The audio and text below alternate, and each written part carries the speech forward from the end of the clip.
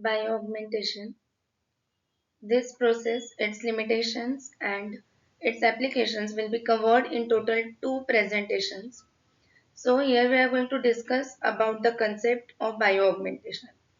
Bioaugmentation is a process which is involved in the broad process of bioremediation. Bioremediation involves the removal of pollutants including heavy metals or acids or hydrocarbons from the environment using activities of plants or microorganisms. Mainly we are focusing on the activity of microorganisms including bacteria, fungi and algae. So the concept of bioaugmentation is the process where microorganisms are added to the environment to enhance the degradation of pollutants or improve other ecological functions. It is commonly used in the environmental remediation, agriculture, and wastewater treatment. So in this process, at the site of pollutants, the microorganisms are added. The microorganisms which are already known for degradation of the pollutants which are present at the polluted site. So these microorganisms are added from external what we can say, the organisms which are grown in the laboratory. Since 1970s, bioaugmentation or the addition of oil degrading microorganisms to supplement these indigenous populations. Indigenous populations are the population of microorganisms which are already present at the site of pollution. So we add or we supplement these indigenous populations, and this concept was proposed as an alternative strategy for the bioremediation of oil contaminated environments. The rationale of this approach is that indigenous organisms may not be capable of degrading the wide range of potential substrates or pollutants which are present in complex mixture such as petroleum, or they may be in the stress state as a result of the recent exposure to the spill. That means the organisms which are already present at the polluted site, which we are calling as indigenous organisms or indigenous populations, may not have the capabilities to remove or to degrade the pollutant, or they might be under the stress as the pollutant might act as toxic substance to them. Other conditions under which bioaugmentation may be considered are when the indigenous hydrocarbon degrading population is low. That means the organisms which are present at the site, they have the capability to degrade the pollutant, but their population is very low. That means they are not present in the sufficient number to degrade the pollutant. So, the speed of decontamination is the primary factor. And when seeding these foreign organisms, or what we can say the organisms which are grown in the lab, such organisms will speed up the process and they will reduce the lag period to start bioremediation process. For this approach to be successful in the field, the seed microorganisms must be able to degrade most of the petroleum components, or they may be uh, uh, they should have the capacity to degrade or take up the heavy metals or dyes or any kind of pollutant for degradation of which they are being used. In such case, we can use the genetically modified organisms also. Bioaugmentation process gives the addition of organisms which are genetically stable, which can show viability and which can survive in foreign and hostile environments. Also, these organisms should effectively compete with the indigenous microorganisms for their growth and survival and move through the pores of the sediment to the contaminants. All these factors are crucial for successful bioaugmentation process. So successful bioaugmentation treatments depend on the use of inocula. Inocula is the organisms which we are adding, consisting of microbial strains or microbial consortia. Consortia is the mixture of organisms that have been well adapted to the site to be decontaminated. Foreign microorganisms, which are present in those inocula, have been applied successfully, but their efficiency depends on ability to compete with indigenous microorganisms, predators, and various abiotic factors including pH, temperature, oxygen concentration. Factors affecting proliferation of microorganisms used for bioaugmentation include the chemical structure and concentration of pollutants, the availability of the contaminant to the microorganisms, the size and nature of the microbial population, and the physical environment should be taken into consideration when screening for microorganisms that need to be applied for the decontamination of these pollutants. Bioaugmentation involves the introduction of microorganisms isolated from the contaminated site from a historical site or carefully selected and genetically modified to support the remediation of petroleum hydrocarbons and other pollutants contaminated sites based on the assumption that these organisms can degrade the pollutants as they are already present in the contaminated site, or we can confirm this in the laboratory by performing certain experiments where we can check their ability to decontaminate or degrade these pollutants under controlled conditions. Also, we need to check that the indigenous organisms within the impacted site cannot biodegrade these pollutants, including petroleum hydrocarbon and other pollutants.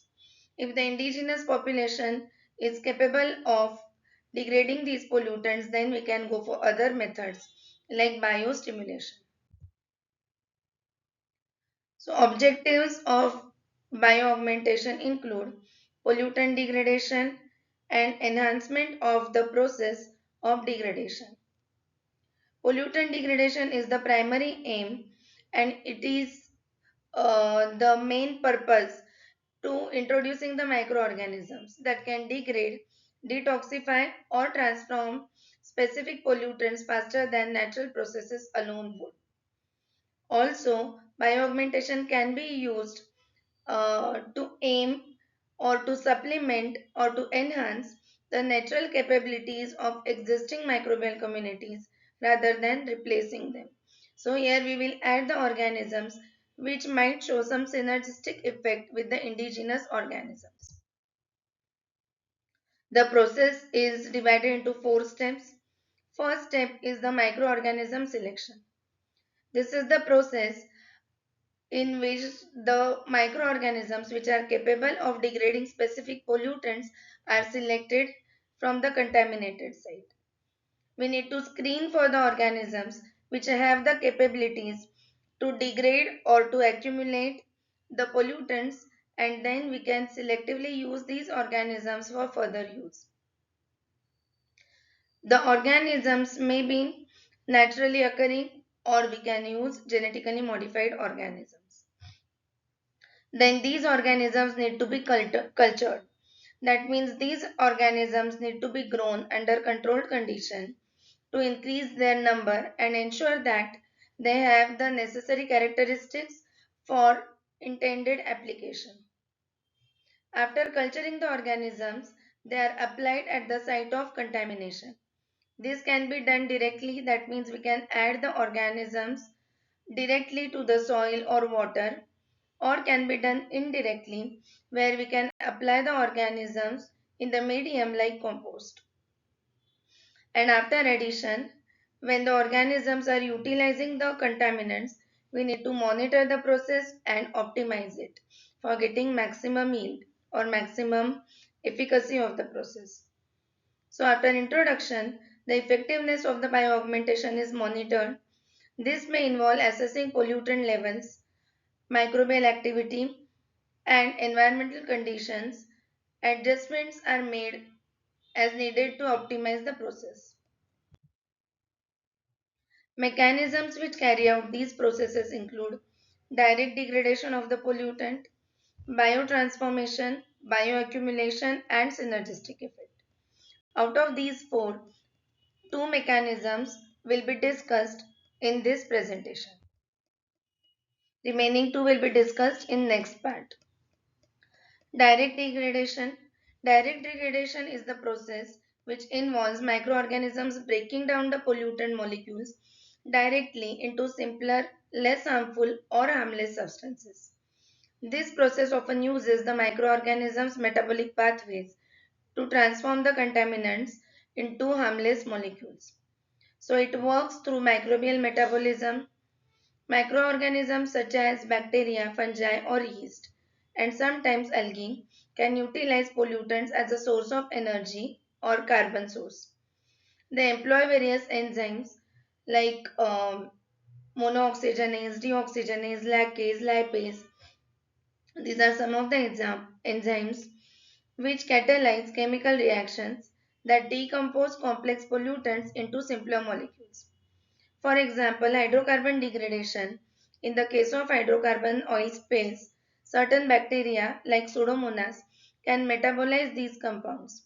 The bacteria use hydrocarbons as their source of carbon and convert them through the processes like aerobic respiration, where carbon dioxide and water are produced as the byproducts, and enzymes such as monooxygenase, dioxygenase are involved in the breaking of hydrocarbon molecules into smaller, more manageable parts. One more commonly used enzyme utilized by organisms is azoreductase, which is mainly used for degradation of azodines. Application of this method or this mechanism is mainly done in oil spill cleanup, where bacteria such as alkanivorax are used to degrade oil hydrocarbons in marine environments. The mechanism can be used for soil decontamination, where microorganisms are introduced to degrade contaminants like pesticides or solvents in the contaminated soils. Next mechanism employed by the organisms for the process of augmentation is biotransformation. Biotransformation refers to the chemical modification made by an organism on a chemical compound. This process may convert a toxic compound into less toxic form or facilitate its breakdown into other components. So mainly it works on the basis of chemical conversion. Microorganisms possess enzymes that can modify the chemical structure of the pollutants. These modifications can result in the creation of intermediates. Those intermediates are easily converted to simple, less toxic forms or can be degraded. So, biotransformation mainly involves the conversion of pollutant molecules, complex pollutant molecules into simpler molecules.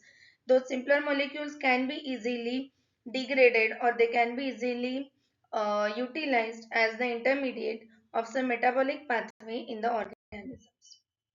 Example, PCB degradation. PCB stands for polychlorinated biphenyls. PCBs are hazardous compounds.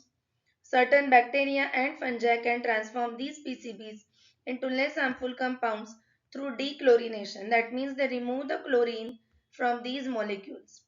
And after that, the molecules which are lacking this chlorine can be degraded by other microorganisms. This method is applied in pharmaceutical waste treatment, where microbes can transform pharmaceutical compounds or pharmaceutical waste molecules to less harmful substances. Also, it can be used for detoxification of heavy metals. Some microbes convert toxic metals like chromium 6 to less toxic chromium 3. Remaining two mechanisms will be discussed in the second part.